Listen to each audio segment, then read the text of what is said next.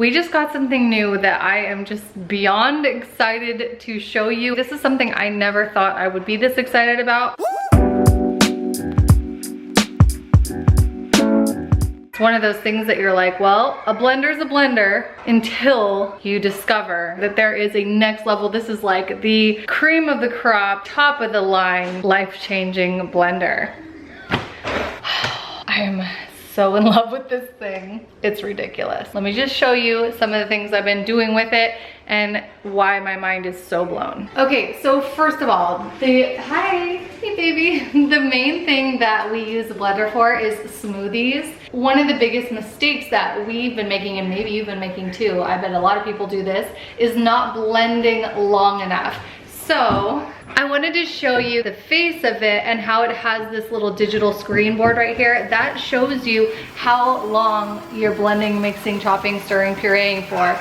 And so it counts the seconds down. And I just find that so helpful because then you actually know how long your food's been processing for. It gives you that like kind of, you can have a little bit more patience. Okay, so both kids want to be in this video with me. So say hi, fam. Hi. So a couple of things about this blender that I love. One is that it has a digital screen telling you how long you're blending, pureeing, chopping, liquefying, whatever you're doing for. I wasn't blending things long enough. You know, when you don't know how long you're supposed to blend for, you're just like, okay, I guess that's enough.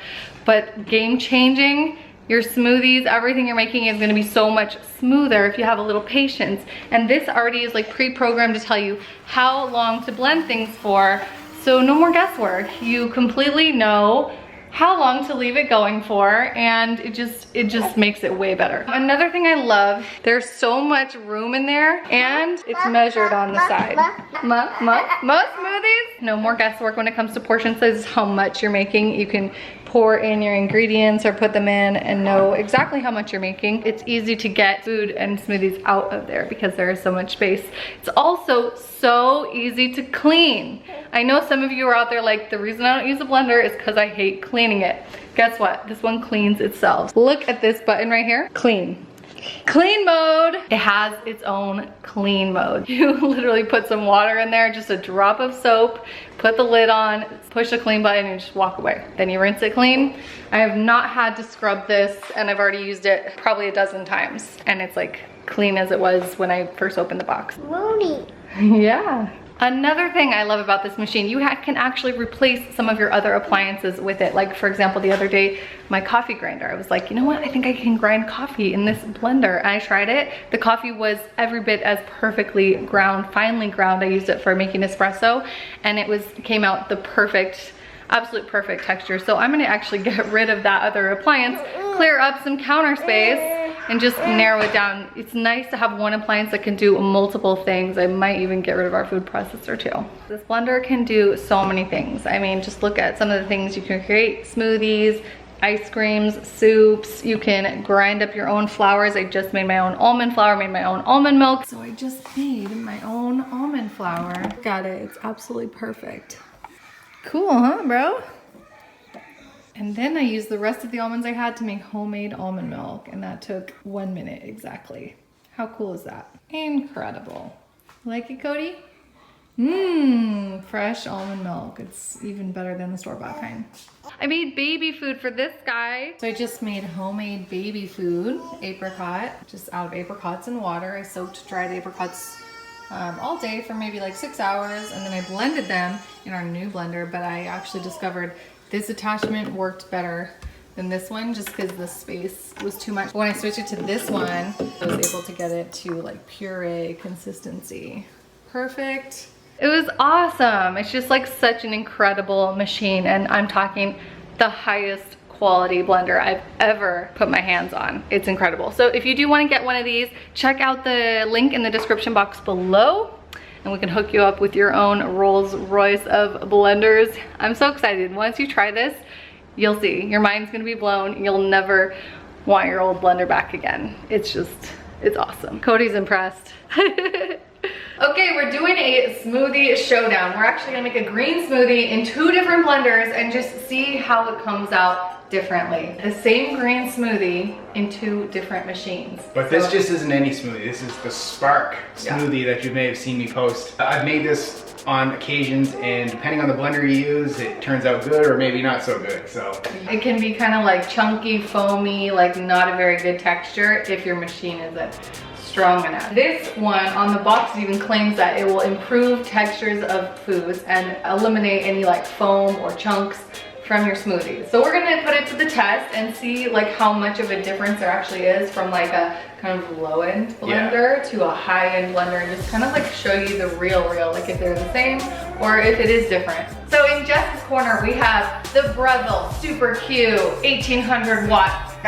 You're so sexy with your stuff. And then what we have here is just like a lower end entry level kind of blender that isn't as powerful, and we're gonna just show you the difference of trying to make a green smoothie like this, the textures, the taste, the actual blendability, is that a word? This recipe uses things that don't typically blend well in the regular blender, so I'm really curious to see what this machine can do, if it can make it silky smooth like it claims. So we're gonna find out. So the green recipe is called Spark, S, spinach, P, pineapple, A, apple, R, romaine, and then K, kale. So like pretty much like a handful of all those 5 ingredients, and see how it turns out. Okay, are you ready? Let the competition begin.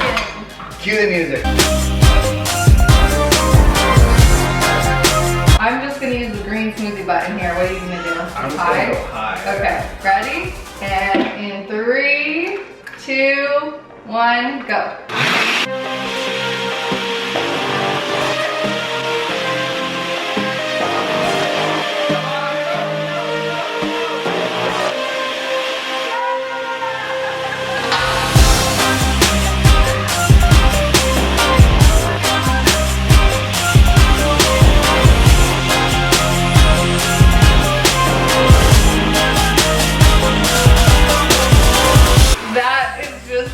Incredible, you guys. So like, oh my gosh. I mean, the top hasn't even been. You're not even close. No. And it ran for the exact same amount of time. I didn't even have to touch this. The other thing is this blender doesn't come with one of these. This might help, but I mean, still, it's gonna take a while to get that blender. Try it again. So you did eventually get there. A little more work. Yeah, it definitely took more elbow grease and more time. Here's the test. Remember, this is the exact same ingredients.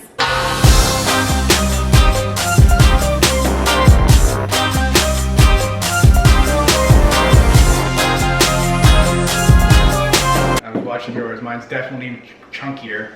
Yeah, when it poured in, it just didn't go as smoothly. It looks like yours has more bubbles. It's lighter color, not as vibrant green. Yeah, it's definitely still chunky. Wow, mine's perfectly smooth. Wow. There's such a difference. Oh my gosh. You can't even like put your words to it. It's hard to describe, but it's like so like different.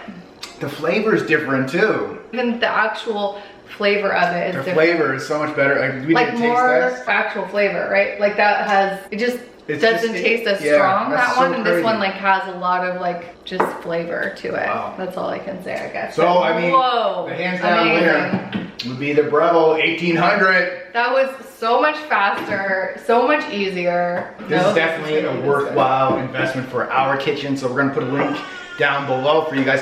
Cheers. Cheers. Well, oh no, I want that one. Okay.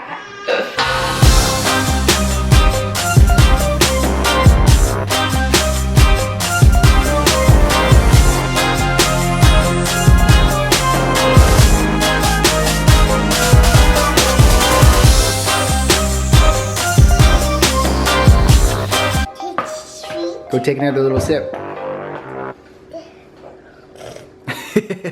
is it? Mmm. Sweet. Is that good? Sweet. I got.